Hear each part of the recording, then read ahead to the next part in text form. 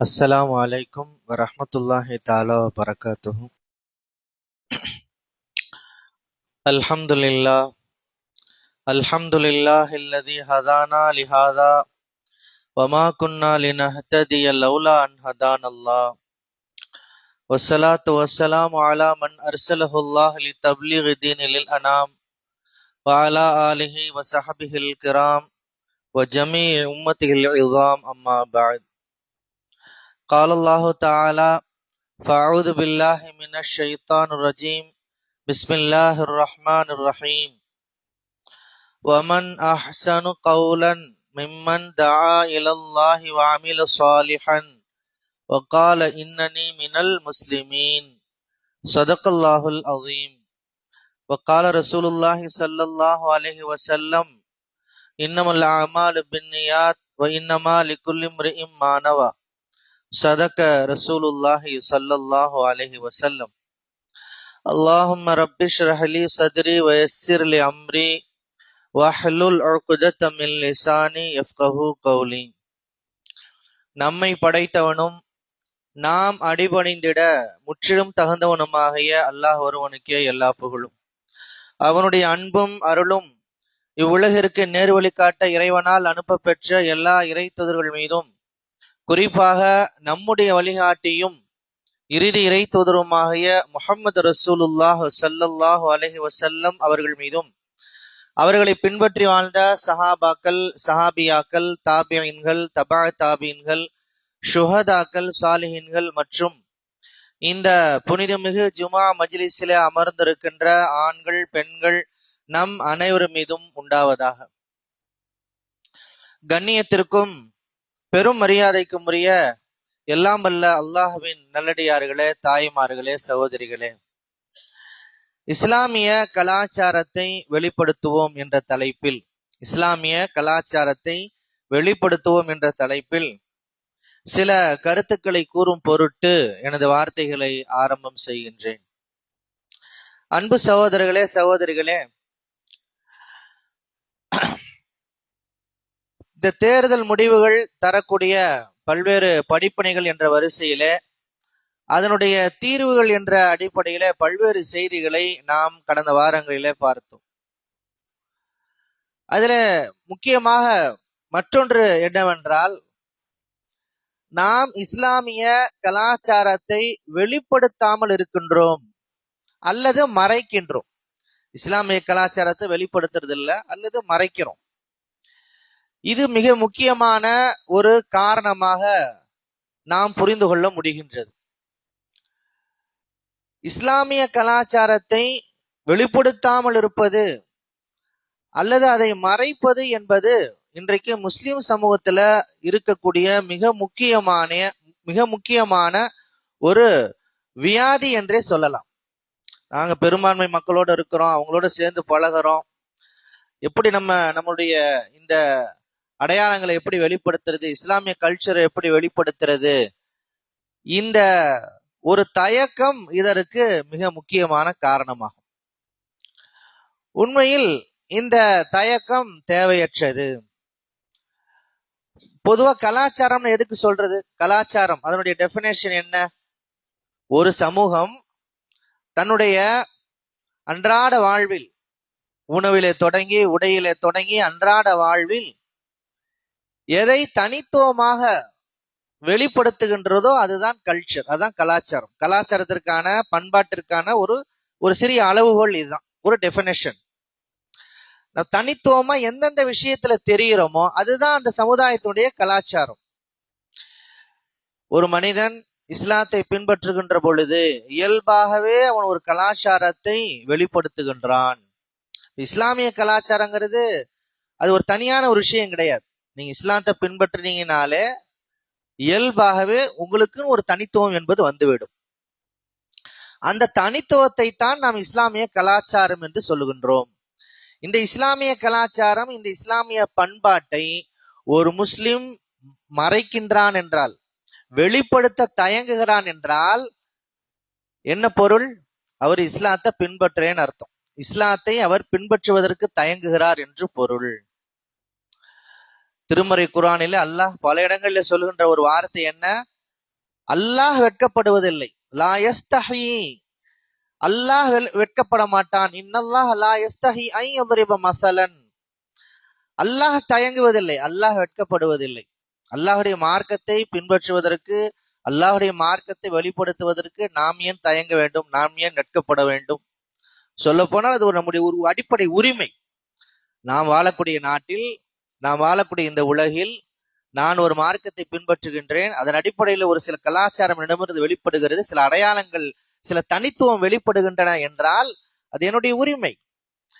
ஒரு வகையில் நாம் இந்த உரிமையை மறுதளிக்கின்றோம் என்று பொருள். அந்த உரிமை எனக்கு வேணான்னு சொல்றோம்னு அர்த்தம்.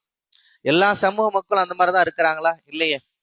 குறிப்பாக இந்த கலாச்சார பிரச்சனை எல்லாம் எங்க வரும் அப்படின்னா, முஸ்லிம்களும் முஸ்லிம் அல்லாத மக்களும் கலந்து வாழ்கிற பொழுது, முஸ்லிம்கள் சிறுபான்மையாக இருக்கக்கூடிய இடங்கள்ல தான் இந்த பிரச்சனை இருக்கிறது. முஸ்லிம்கள் பெருவாரியாக வசிக்கக்கூடிய நாடுகள்ல இந்த பிரச்சனைகள் கிடையாது. அங்க தயக்கம் கிடையாது, அங்க மறைக்கணுங்கிற அவசியம் இல்லை. முஸ்லிம்களும் முஸ்லிம் அல்லாதவரும் கலந்து வாழ்கிற பொழுது இந்த தயக்கம் வருகின்றது. இந்த உரிமையை நாம் விட்டு கொடுத்து விடுகின்றோம் என்றால் ஒரு வகையில் நாம் இஸ்லாத்திற்கு நாம் செய்கின்ற மிகப்பெரிய துரோகம் என்று நாம் சொல்ல வேண்டும். முஸ்லிம்களும் முஸ்லிம் அல்லாத மக்கள் கலந்து வாழக்கூடிய சமயத்துல நம்முடைய கல்ச்சர் என்ன, நம்முடைய கலாச்சாரம் பண்பாட்டை நம்ம வெளிப்படுத்தல அப்படின்னா மற்ற மக்களுக்கு எப்படி தெரியும்? ஆகவே இஸ்லாமிய கலாச்சாரத்தை நாம் வெளிப்படுத்தி கொண்டே இருக்க வேண்டும். நபித்தோழர்கள், கண்ணியத்திற்குரிய பெருமானார் ஸல்லல்லாஹு அலைஹி வஸல்லம் அவருடைய பாசறையில் உருவான அந்த நபித்தோழர்கள் அவர்கள் எங்கு சென்றாலும் இஸ்லாமிய கலாச்சாரத்தை வெளிப்படுத்தினார்கள். அந்த அடிப்படையில் நாம் இஸ்லாமிய கலாச்சாரத்தை வெளிப்படுத்த வேண்டும். சீக்கியர்கள் இருக்கிறார்கள், இதே இந்திய திருநாட்டிலே சீக்கியர்கள் வாழ்ந்து கொண்டிருக்கிறார்கள். அவர்கள் தங்களுடைய கலாச்சாரத்தை மறைக்கின்றார்களா, வெளிப்படுத்த தயங்குகிறார்களா என்றால் இல்லை. உடையிலே, உணவிலே, இப்படி பல்வேறு அம்சங்களிலே அவர்கள் தங்களுடைய தோற்றத்திலே தொடங்கி எல்லாவற்றிலுமே அவருடைய கலாச்சாரத்தை பண்பாட்டை வெளிப்படுத்துகிறார்கள். மிகவும் கட்டாயமாக அதை வெளிப்படுத்துகின்றார்கள். ஆகவே நாம் வெட்கப்பட்டு கொண்டு தயங்கி கொண்டு இஸ்லாமிய கலாச்சாரத்தை மறைப்போமானால் அது நம் மார்க்கத்திற்கு செய்கின்ற மிகப்பெரிய துரோகம் என்பதை புரிந்து கொள்ள வேண்டும். சில சமயங்கள் நம்மளுடைய கலாச்சாரத்தை வெளிப்படுத்துறோம், மிகச்சிறப்பா வெளிப்படுத்துறோம். அதற்கு ஒரு சிறந்த உதாரணம் சொல்லணும் அப்படின்னா ஹலால் உணவு. நம்ம முஸ்லிம்கள் எங்க போனாலுமே ஹலால் உணவு தான் சாப்பிட்றோம். குறிப்பாக அசைய உணவு என்று வருகிற பொழுது ஹோட்டலுக்கு நம்ம போறோம், உணவகங்களுக்கு போறோம் அப்படின்னா முதல்ல நம்ம கேட்கிற கேள்வி என்ன, இது ஹலாலா, இறைவன் பெயர் சொல்லி அறுக்கப்பட்டிருக்கிறதா, அப்படிதான் நம்ம கேட்கிறோம். எந்த அளவிற்கு நாம் இதை வெளிப்படுத்துகின்றோம் என்றால் முஸ்லிம் அல்லாதவர்கள் மிகச்சிறந்த முறையில் அதை உள்வாங்கி இருக்கிறார்கள். முஸ்லிம்கள் ஹலால் உணவு தான் சாப்பிடுவாங்க. குறிப்பாக உணவகங்கள் நடத்தக்கூடியவர்கள், உணவு சார்ந்த பொருளாதாரத்தை ஈட்டக்கூடியவர்கள் ஹலால் உணவு குறித்து அறிந்து இருக்கின்றார்கள். முஸ்லிம் கஸ்டமரை நம்ம கவரணும் அப்படின்னா ஹலால் வேணும். ஆக அதற்கான சர்டிபிகேட் எல்லாம் எடுக்கிறாங்க. ஹலால் இங்கே ஹலால் முறையில இங்கே தயாரிக்கப்படுகிறது என்றெல்லாம் விளம்பரப்படுத்துவதை நாம் பார்க்கின்றோம். உலகம் முழுவதும் இருக்கக்கூடிய, உலகத்தில் வாழக்கூடிய 200 கோடி முஸ்லிம்களும், இந்தியாவில் வாழக்கூடிய 20 கோடி முஸ்லிம்களும் உணவிலே ஹலால் முறையை வெளிப்படுத்துகிற காரணத்தால் இந்த ஒரு அற்புதமான வெளிப்பாடு நமக்கு கிடைத்திருக்கிறது. அதே சமயத்திலே இந்த ஹலால் உணவு இதை நம்ம வெளிப்படுத்துறத கூட இன்றைக்கு வகுப்புவாதிகள் மிகப்பெரிய அளவிலே எதிர்த்தாக்குதல் தொடுக்குவதை நாம் பார்க்கின்றோம். சில இடங்கள்ல இங்கே ஹலால் உணவு இல்லை என்று பலகைகள் வைக்கப்பட்டிருக்கின்ற ஒரு மோசமான நிலை இன்றைக்கு ஏற்பட்டிருக்கிறது. இது அவர்களுடைய பர்சனாலிட்டியை காட்டுது, இந்துத்துவனுடைய பர்சனாலிட்டியை அது காட்டுது. அது வெறுப்பின் அடிப்படையில் வரக்கூடியது, அப்படித்தான் இருக்கும்.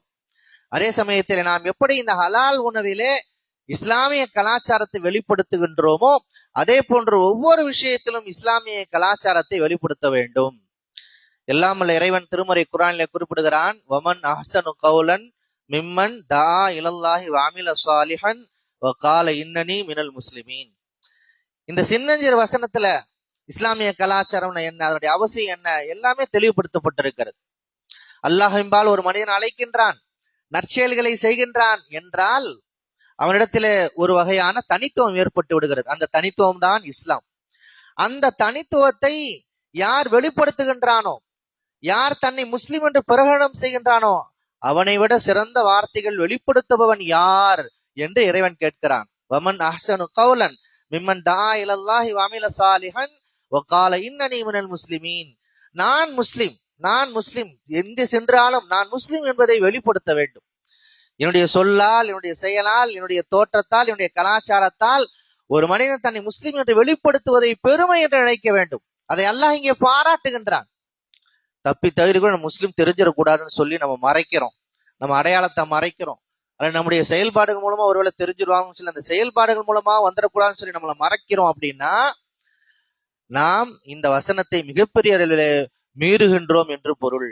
இந்த இறை வசனத்திற்கு எதிராக நாம் நம்மை பிரகடனப்படுத்துகின்றோம் என்று பொருள். ஆக கலாச்சாரத்தை நாம் வெளிப்படுத்த வேண்டும். முதலில கலாச்சாரம் என்பது நம்முடைய ஆடையிலே வெளிப்படுகிறது. ஒருத்தரை பார்க்கறதுக்கு முன்னாடியே இம்ப்ரெஸ் ஆகுறது எது அப்படின்னா அவருடைய தோற்றம், அவருடைய ஆடை தான். இஸ்லாம் குறிப்பிட்ட ஆடையை சொல்லவில்லை, ஆனால் ஆடைக்கான வரம்புகளை சொல்கிறது. ஆடை என்பது மானத்தை மறைப்பதற்கு குறிப்பிட்ட பாகங்களை மறைத்திருக்க வேண்டும், இறுக்கமான ஆடையாக இருக்கக்கூடாது, மெல்லிய ஆடையாக இருக்கக்கூடாது. இப்படி பல இலக்கணங்களை, வரையறைகளை மார்க்கம் சொல்லுகிறது. இதுதான் இஸ்லாமிய ஆடைன்னு சொல்ல முடியாது, ஆனால் ஆடையில இஸ்லாம் சொல்லக்கூடிய வரம்புகளை நாம் பெற வேண்டும். இன்றைக்கு பொதுவாக ஆண்கள் அடையக்கூடிய ஆடைகளை பார்த்தால் இறுக்கமான ஆடைக்கு முக்கியத்துவம் அளிப்பதை நாம் பார்க்கின்றோம். இப்ப மற்ற மக்கள் அவர்களுக்கு என்று எந்த கலாச்சாரமும் கிடையாது. அவர்கள் பார்க்கின்றவற்றை எல்லாம் நடிகர்களை பார்த்து அல்லது தலைவர்களை பார்த்து அல்லது அவர்கள் யாரையெல்லாம் பார்க்கின்றார்களோ வசீகரிக்கப்படுகிறார், அவர்களை பார்த்து அவருடைய ஆடைகளை அமைத்துக் கொள்கிறார்கள். இப்ப முஸ்லிம்கள் அந்த மாதிரி செய்ய முடியுமானா முடியாது. இந்த வரம்புக்குள் தங்களுடைய ஆடையை அவர்கள் கட்டமைத்துக் கொள்ள வேண்டும். இன்றைக்கு ஆண்கள் அணுகின்ற ஆடைகளில் பெருவாரியான ஆடை இறுக்கமான ஆடையாக இருப்பதை நாம் பார்க்கின்றோம். தளர்வான ஆடையைத்தான் இஸ்லாம் சொல்லுகிறது. இறுக்கமான ஆடை, குறைந்த அளவிலான ஆடை, அதிலும் குறிப்பாக இன்றைக்கு பொது இடங்களில கூட பெண்களை ஒரு பக்கம் வையுங்கள், ஆண்களுடைய ஆடை என்பது இன்றைக்கு ஆண்களுடைய ஆடை குறைப்பு என்பது இன்றைக்கு அதிக அளவிலே பார்க்கின்றோம். முழங்கால் தெரிவிக்கக்கூடிய சாட்சிகளை அணிந்து கொண்டு வாக்கிங் போறாங்க. பல்வேறு பொது இடங்கள்ல விற்பனையாளர்கள் கூட, கடையில விற்பனை செய்பவர்கள் கூட இந்த முழங்கால் தெரியக்கூடிய அளவிலான ஆடைகளை அணிவதை எல்லாம் நாம் பார்க்கின்றோம். நிறைவான ஆடையை மார்க்க நமக்கு சிபாரிசு செய்கிறது. பொது ஜீனத்துக்கும் இந்த குல்லி மஸ்ஜித் என்று அல்லாஹ் சொல்கிறான். பள்ளிவாசலில் நீங்கள் செல்கிற பொழுது உங்களை அலங்கரித்துக் கொள்ளுங்கள், சிறந்த ஆடைகளை அணியுங்கள், நிறைவான ஆடை அணியுங்கள் என்று அல்லாஹ் சொல்கிறான். விரிவுரையாளர்கள் இதுக்கு விளக்கம் சொல்றாங்க. பள்ளிவாசல் என்றால் பொது இடங்கள் என்று பொருள். அல்லாஹ் பள்ளிவாசல் என்று சொல்கிறான், ஆனால் அதில் எல்லாமே வந்துடும். கடை தெருக்கு போனாலும் சரி, வேறு எந்த பொது இடங்களுக்கு சென்றாலும் சரி, நிறைவான ஆடை என்பது மிக முக்கியமானது. அதே போல நம்முடைய வீடுகளிலே ஆண்கள் எப்படி இருக்கின்றார்கள் என்பதை நாம் பார்க்கின்றோம். பொதுவா பெண்கள் குளிச்சுட்டு பாத்ரூம்ல என்ன செய்யறாங்கன்னா உடையெல்லாம் மாத்திட்டு வந்துடுறாங்க. நம்முடைய ஆண்கள்லாம் எப்படி வர்றோம் அப்படின்னா ஒரு டவலை கட்டிட்டு அப்படியே ஹாலில் வந்துட்டு அதுக்கப்புறம் தான் நிறைய வேலைகள் செய்யறது. அயன் பண்றது, அப்படியே அந்த அரை டவல் கட்டிட்டு தான் அயன் பண்றது. அதே போல எல்லா விஷயமும் இப்போ இந்த குடும்பத்துல எல்லாரும் இருப்பாங்க இல்லையா, மகரமும் இருப்பாங்க இல்லையா, மருமகள் இருப்பார்கள், அண்ணி இருப்பாங்க, தம்பி மனைவிமார்கள் இருப்பார்கள், இப்படி மகரமானவர்கள் இருப்பார்கள். இப்போ ஒரு முஸ்லிம் அல்லாதவர்கள் பார்த்தவுடன் நம்மிடத்துல எதை வித்தியாசமாக அவர் உணர்கிறார், அதுதான் நம்முடைய கலாச்சாரம், அதுதான் நம்முடைய தனித்துவம். முஸ்லிம் அல்லாத வீடுகள் எப்படி இருக்கிறதோ அதே போன்றுதான் ஆண்கள் முஸ்லிம்கள் நம்முடைய இல்லங்களில் இருக்கிறோம், பொது இடங்களில் இருக்கிறோம், நம்முடைய ஆடை முறை அப்படித்தான் இருக்கிறது என்று சொன்னால் நாம் இஸ்லாமிய கலாச்சாரத்தை உள்வாங்கவில்லை என்று பொருள். அல்லாஹ் பரக்கத் செய்ய வேண்டும் நம்முடைய பெண்களுக்கு. பெண்கள் இந்த விஷயத்தில் மிகவும் கண்ணியமாக இருக்கின்றார்கள். அவர்கள் ஹிஜாப் அணிகிறாங்க. ஹிஜாப்ங்கிறது ஒரு சாதாரண விஷயம் கிடையாது. ஒரு இடத்துல நீங்க பார்த்த உடனேயே இங்கே முஸ்லிம்கள் இருக்கின்றார்கள் என்பதை நாம் சொல்லி விடுகின்றோம். இங்கே கிறிஸ்தவர்கள் இருக்கின்றார்கள், இங்கே மற்றவர்கள் இருக்கின்றார்கள் என்று நம்மால் சொல்ல முடியாது. அது ஒரு கடைத்தரவா இருக்கலாம், ஒரு இடமா இருக்கலாம், ஒரு பூங்காவாக இருக்கலாம்.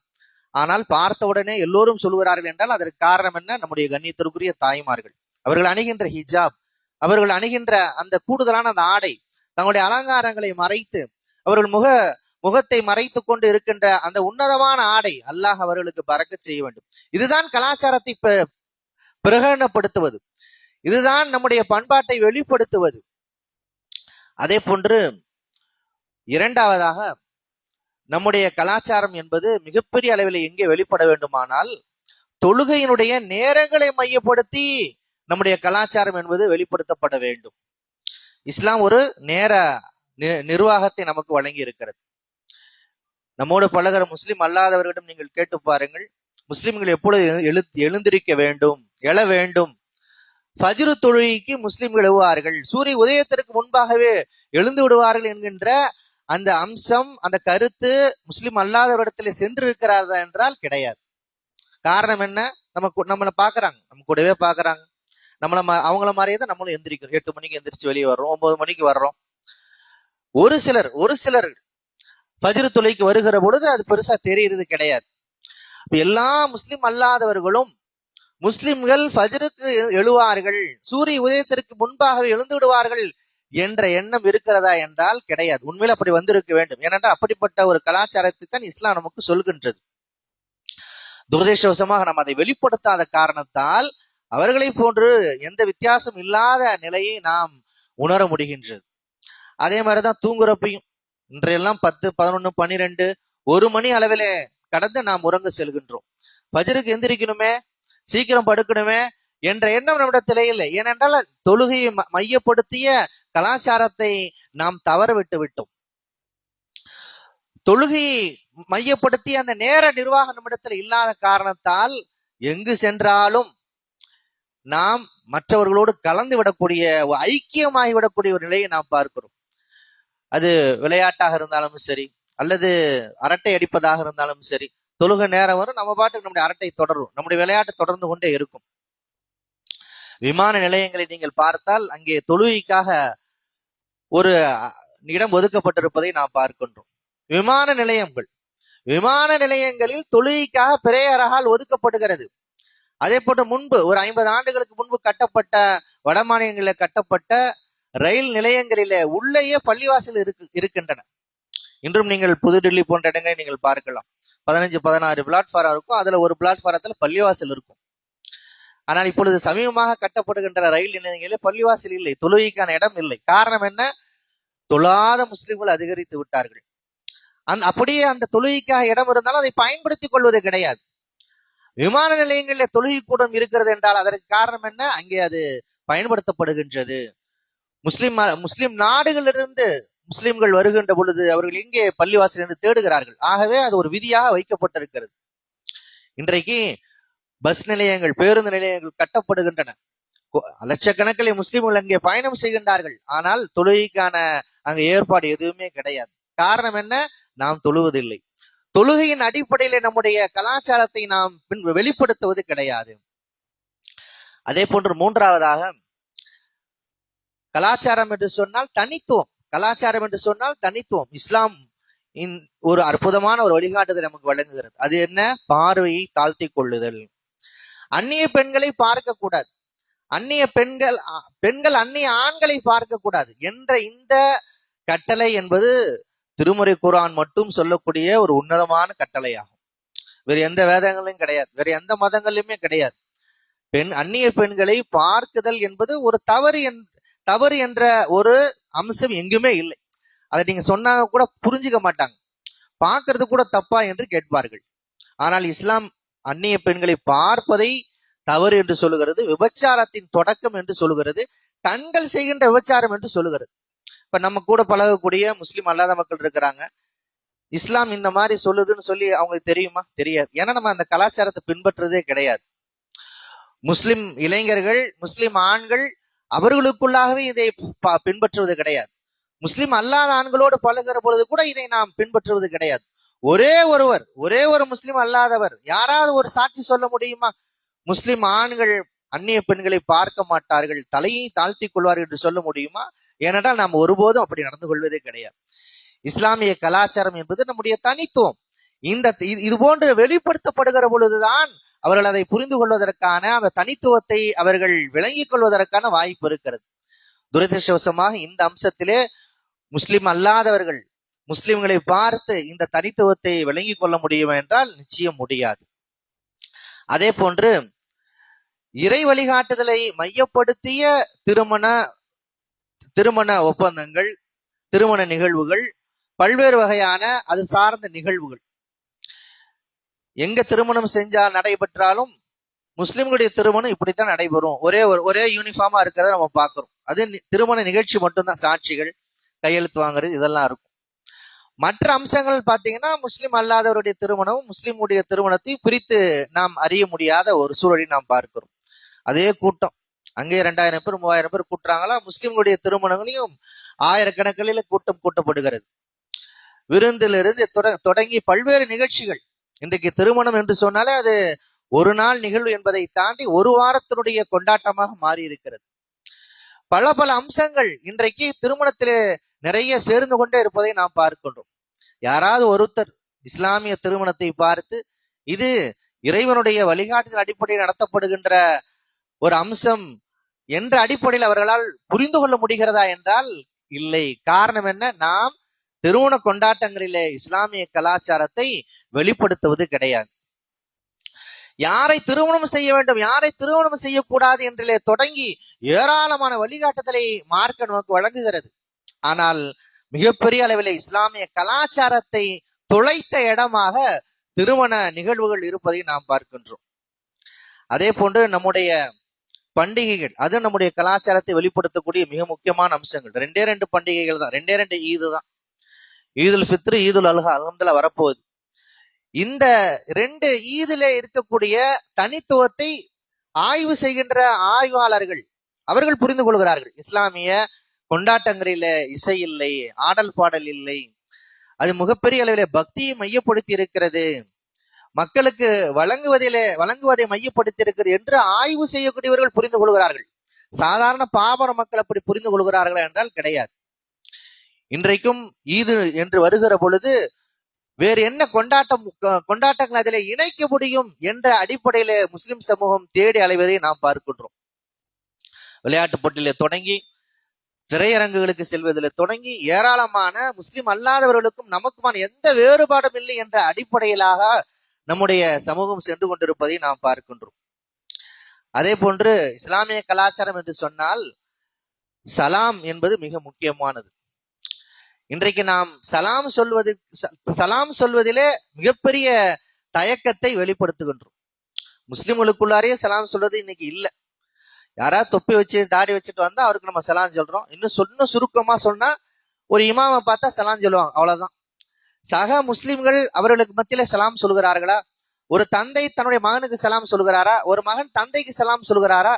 சகோதரர்கள் ஒருவர் கூட சலாம் சொல்லிக் கொள்கிறார்கள் என்றால் கிடையாது. கணவன் மனைவிக்கு சலாம் சொல்கிற நிலை இருக்கிறதா என்றால் இல்லை. பெருமானார் ஸல்லல்லாஹு அலைஹி வஸல்லம் சொன்னார்கள், இஃஷு சலாம், சலாத்தை நீங்க பரப்புங்க, சலாம் காதிலே ஒலித்து கொண்டே இருக்க வேண்டும். எப்படி எந்த அளவுக்கு ஒலிக்க வேண்டும் என்றால் அந்த வாழ்த்து என்பது மீண்டும் மீண்டும் காதுகளிலே கேட்டுக்கொண்டே இருக்க வேண்டும். நபி அவர்கள் சொல்லுகிறார்கள், 2 சகோதரர்கள் ஒன்றாக சென்று கொண்டிருக்கிறார்கள், இடையில ஒரு செவுறு குறுக்க வருது, 2 பேர் பிரிஞ்சிட்டு மறுபடியும் சந்திக்கிறாங்க, மறுபடியும் சலாம் சொல்ல வேண்டும் என்று நபி ஸல்லல்லாஹு அலைஹி வஸல்லம் சொல்லுகிறார்கள். இந்த அளவிற்கு வலியுறுத்தப்பட்ட இந்த சலாம் இன்றைக்கு நம்மிடத்தில் அருகி வருகிறது. அதே சமயத்தில் வட மாநிலங்களிலே முஸ்லிம்கள் மிகப்பெரிய அளவில் சலாமை அவர்கள் ஒரு இஸ்லாமிய கலாச்சாரமாக அதை முன்னிலைப்படுத்தி இன்றைக்கு அது எந்த அளவுக்கு சென்றிருக்கிறது என்றால் முஸ்லிம் அல்லாதவர்களும் சர்வசாதாரணமாக சலாம் சொல்வார்கள். அந்த அளவிற்கு மாறி இருக்கிறது. நபி அவர்கள் சொன்னார்களே, இஃஷு சலாம், சலாமை பரப்புகள்னா அதற்கான அடையாளம் இதுதான். மற்றவர்கள் கூட இந்த சலாமை தயக்கமில்லாமல் சொல்ல வேண்டும். வட மாநிலங்கள் அதை நீங்கள் பார்க்கலாம். முஸ்லிம் அல்லாதவர்கள் கூட சலாம் சொல்வார்கள். நீங்கள் சலாம் சொன்னால் பதில் சொல்லுவார்கள். முஸ்லிம் சொல்லி நினைச்சுக்கிட்டு இருப்பீங்க, ஆனா முஸ்லிம் அல்லாதவரா இருப்பார். இந்த அளவிற்கு சலாம் வர வேண்டிய இடத்தில் இன்றைக்கு சலாம் என்பது மிகப்பெரிய அளவிலே குறைந்து வருவதை நாம் பார்க்கின்றோம். பள்ளிவாசல்களில் கூட சலாமுடைய அந்த ஓசை என்பது குறைந்து விட்டது. நம்முடைய முஸ்லிம் மஹல்லாக்களிலே சலாமுடைய அந்த ஓசை என்பது குறைந்து விட்டது, குறைந்து கொண்டே வருகிறது. எந்த அளவிற்கு என்றால் முஸ்லிம் அல்லாதவரோடு நாம் பேசுகிற பொழுது இப்பொழுது அவர்கள் நமக்கு சலாம் சொல்லுவாங்க, நம்ம வணக்கம் சொல்றோம். நாம் அவர்களுக்கு தகுந்தாற்போர் மாறிக்கொண்டு இருக்கின்றோம். இதுதான் ஒரு மிகப்பெரிய அவலம் என்பதை நாம் புரிந்து கொள்ள வேண்டும். அதே போன்று இஸ்லாமிய கலாச்சாரம் என்று சொல்லுகிற பொழுது தூய்மைக்கு மிகப்பெரிய முக்கியத்துவம் இருக்கிறது. நம்ம ஒழு செய்யறோம், ஒழு செஞ்சுதான் தொழுகைக்கே வர்றோம். சுத்தம் இல்லாம இருக்க முடியாது. ஒரு நாளைக்கு 5 வேளை நம்ம ஒழு செய்யறோம். தூய்மைக்கு சொந்தக்காரர்கள் முஸ்லிம்கள் தான்.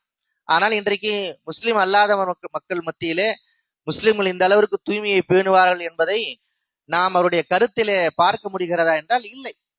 முஸ்லிம்கள்னாலே தூய்மைக்கும் அவர்களுக்கு சொந்தம் இல்லை, தூரமாக இருக்கிறது என்ற அளவிலே தான் அவருடைய புரிதல் என்பது இருக்கிறது. காரணம் என்ன? நாம் அந்த அளவிற்கு தூய்மை வெளிப்படுத்தாமல் இருக்கின்றோம். நம்முடைய வீடுகளை சுற்றி குப்பை, நம்முடைய வீடுகளை சுற்றி மிகப்பெரிய அசுத்தம் இருப்பதை நாம் பார்க்கின்றோம். தினசரி அவங்க காலையில எந்திரிச்சு வீட்டை பெருக்கிறாங்க. மார்க்கம் அதை என்றைக்காவது தடை செய்திருக்கிறார் என்றால் கிடையாது. சொல்ல போனால் நாம் இன்னும் தூய்மையாக வைத்திருக்க வேண்டும். ஒரு முஸ்லிம் இருக்கின்ற இடம் தூய்மையாக இருக்க வேண்டும், அவனுடைய வீடு தூய்மையாக இருக்க வேண்டும், அவனுடைய தெரு தூய்மையாக இருக்க வேண்டும், முஸ்லிம் மஹல்லாக்கள் மிகப்பெரிய அளவில் தூய்மையாக இருக்க வேண்டும்.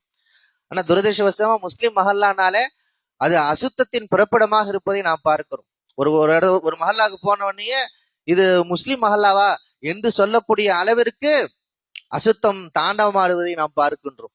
ஆக தூய்மையின் மூலமாக நம்முடைய கலாச்சாரத்தை நாம் வெளிப்படுத்த வேண்டும். இந்த வரிசையில மிக முக்கியமானது எதுவென்றால் சமத்துவம். இன்றைக்கு இஸ்லாத்தை ஈர்க்கின்ற மிக முக்கியமான அம்சமே சமத்துவம் தான். முஸ்லிம் அல்லாத மக்களோடு நாம் எப்படி நடந்து கொள்கிறோம் என்பது மிக முக்கியமானது. முஸ்லிம் அல்லாதவர்கள் பாகுபாடு பார்ப்பார்கள். ஜாதியின் அடிப்படையில, மொழியின் அடிப்படையில, ஏதாவது ஒரு வகையில அவங்க தள்ளி நின்றுதான் பேசுவாங்க. அவரிடத்துல தீண்டாமை இருக்கின்றது, பல தீண்டாமைகள் இருக்கின்றன. சில சமயங்களை பார்ப்பது கூட அவர்களுக்கு மத்தியில தீண்டாமையாக இருந்திருக்கின்றது. தொடுதல் என்ற ஒரு தீண்டாமை இருந்திருக்கிறது. ஆனால் இஸ்லாம் எல்லோரையும் ஒரு தாய் பிள்ளைகளாக சொல்லுகிறது. நாம் எல்லோரும் ஆதம் ஹவாவுடைய பிள்ளைகள். இன்னா ஹலக்னாக்கும் ஸக்கரி வ உன்ஸா, எல்லோருமே சகோதரர்கள் என்று இஸ்லாம் சொல்லுகிறது. அப்படின்னா அந்த சகோதரர்களோடு எப்படி நடந்து கொள்ள வேண்டும்? எந்த வகையில் நாம் அந்நியமாக அவர்களை பார்த்து விடக்கூடாது. என்னுடைய சொந்த சகோதரன் அவன். சக மனிதர்கள் ஒவ்வொருவரும் நம்முடைய சகோதரர்கள். இந்த சமத்துவத்தை நாம் வெளிப்படுத்தி கொண்டே இருக்க வேண்டும். அவர் எந்த ஜாதியா இருக்கலாம், எந்த மொழி பேசுவரா இருக்கலாம், அவர் பக்கத்துல நம்ம உட்காரணும், கையை கொடுக்கணும், ஒன்னா சாப்பிடணும், அவர் குடிச்ச டம்ளர் நம்மளும் தண்ணி குடிங்க. இப்படி நாம் வெளிப்படுத்துகிற பொழுது இதுதான் இஸ்லாமிய கலாச்சாரத்தை வெளிப்படுத்துவது. இப்படி பல்வேறு அம்சங்கள் இஸ்லாமிய கலாச்சாரம் என்பது பல்வேறு வகையிலே வெளிப்படுகின்றது. இப்ப இந்த இஸ்லாமிய கலாச்சாரத்தை வெளிப்படுத்துவதனால் ஏற்படக்கூடிய மிகப்பெரிய பயன் என்ன? இஸ்லாமிய வளர்ச்சி. அவங்க முஸ்லிம் அல்லாதவங்க எதை பார்த்து இம்ப்ரெஸ் ஆவாங்க? முஸ்லிம்கள் ஒரு தனித்துவத்தோடு அவர் நடந்து கொள்கின்றார்களே, அவங்கள பார்த்தவனே அவங்க இம்ப்ரெஸ் ஆகணும். நமக்கும் அவர்களுக்கும் எந்த வேறுபாடுமே இல்லை என்கிற பொழுது அவர்கள் இஸ்லாத்தை பற்றி ஆய்வு செய்வதற்கு, யோசிப்பதற்கு எந்த வாய்ப்புமே அங்கே இல்லை. இஸ்லாம் ஏன் பரவியது என்றால், நபித்தோழர்கள் எங்கு சென்றாலும் இஸ்லாமிய கலாச்சாரத்தை அவர்கள் பிரதிபலிப்பார்கள், சமத்துவத்தை வெளிப்படுத்துவார்கள், சலாமை பரப்புவார்கள். இப்படி அவர்கள் சென்ற இடங்களெல்லாம் இஸ்லாமிய கலாச்சாரத்தை வெளிப்படுத்துவடைய விளைவுதான் இஸ்லாத்தை பற்றிய ஒரு மிகப்பெரிய பரந்த மனப்பான்மை அவரிடத்தில் வந்தது. அந்த பரந்த எண்ணம் தான் இஸ்லாமத்தை புரிந்து கொள்வதற்கு, ஆய்வு செய்வதற்கு அவர்களை தூண்டியது. அதன் அடிப்படையில் அவர்கள் இஸ்லாத்தை ஏற்றுக்கொண்டார்கள். அது மட்டுமில்லாமல் இஸ்லாமிய கலாச்சாரத்தை நாம் இன்றைக்கு வெளிப்படுத்த தயங்கினால் அது வகுப்புவாதிகளுக்கு கிடைத்த மிகப்பெரிய வெற்றி. வகுப்புவாதிகள் அதான் விரும்புகின்றார்கள். வகுப்புவாதிகள் என்ன விரும்புறாங்க? ஒற்றை கலாச்சாரத்தை அவர்கள் சொல்லுகிறார்கள். இந்தியா முழுவதும் ஒரே கலாச்சாரம், பாரத தேசம் முழுவதும் ஒரே கலாச்சாரம், எல்லா மக்களும் ஒரே கலாச்சாரத்தை பின்பற்ற வேண்டும் என்பதுதான் அவருடைய மிக முக்கியமான அஜெண்டாவாக இருக்கிறது, அவருடைய மிக முக்கியமான விருப்பமாக இருக்கிறது. அதன் அடிப்படையில தான் அவர்கள் இன்றைக்கு அச்சுறுத்துகின்றார்கள். பல்வேறு வகையில நம்மை மிகப்பெரிய அளவிலே வஞ்சிக்கின்றார்கள். அதற்கு காரணம் என்ன? நாம் ஒற்றை கலாச்சாரத்தை நோக்கி, நம்முடைய தனித்துவத்தை இழந்து ஒற்றை கலாச்சாரத்தை நோக்கி சென்றுவிட வேண்டும் என்பதுதான். நாம் கவனமாக இருக்க வேண்டும். நம்முடைய கலாச்சாரத்தை நாம் இழந்து விட்டால் நம்மை நாம் இழந்து விட்டோம் என்று பொருள். முதல்ல நம்முடைய கலாச்சாரம் போகும், அதுக்கப்புறம் நம்ம போயிடுவோம். முதலிலே இஸ்லாமிய கலாச்சாரம் காணாமல் போகும், அதற்கு பிறகு முஸ்லிம்கள் காணாமல் போய்விடுவார்கள்.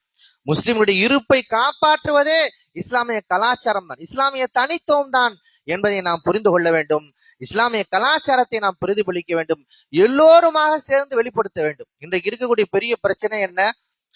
ஒரு அலுவலகத்துல ஒரு பெண்மணி புர்கா போடுறாங்க அப்படின்னா இன்னொரு பெண்மணி புர்கா போறது இல்லை, ஹிஜாபு போறது இல்லை. ஹிஜாப் போடாத ஒரு பெண்மணி தான் ஹிஜாபு போடக்கூடிய பெண்ணுக்கு ஆபத்தாக மாறுகின்றார்கள். அந்தமா போறதில்லை, நீங்க ஏன் போடுறீங்க?